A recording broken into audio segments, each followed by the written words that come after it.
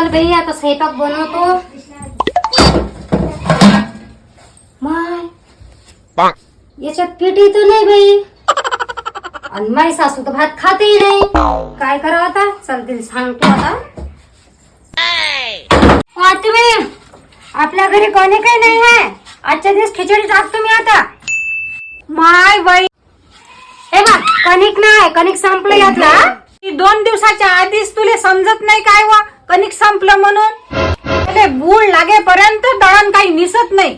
मग आता काय करू? नाही राहिलं माझ्या लक्षात. आमच्या काळात बाई जात्यावर दळलं, रातच्यानं दळत जाव, दिवस निघे तरी नवऱ्याले सासूची भाकरी करून घालू लागल्या. काही नाही बाई, मी गहू घेऊन येतो, तू मला निवडून दे, मी दळण आणून देतो माझ्यासाठी पोळ्या टाक.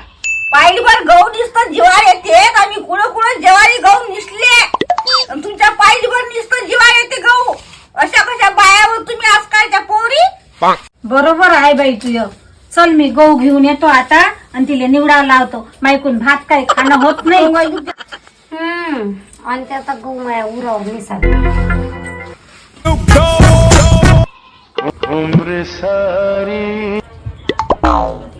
हे घेऊ बाई शिल्पा. माय बाई गहू आणली का हो तुम्ही? का आणा आणा आणा आणा आणलं तर खरी, पण आज तुम्हाला भातच खा लागल. आणि काऊन भात खा लागन मले? काऊन का? सोमवार आहे, आज आहे चक्क्या बंद. मी तर भात खाणारच नाही हो बाई. एक कटोरा आणि कटोरा घ्या. कटोऱ्याचं काय करू राहिलं तुम्ही? आणि इकडे हे घे. शेजारची जवळून पीठ आणलं, पोळ्या टाकून दे मला 2. भात तर खाणारच नाही मी. द्या पोळ्या देतो टाकून 2.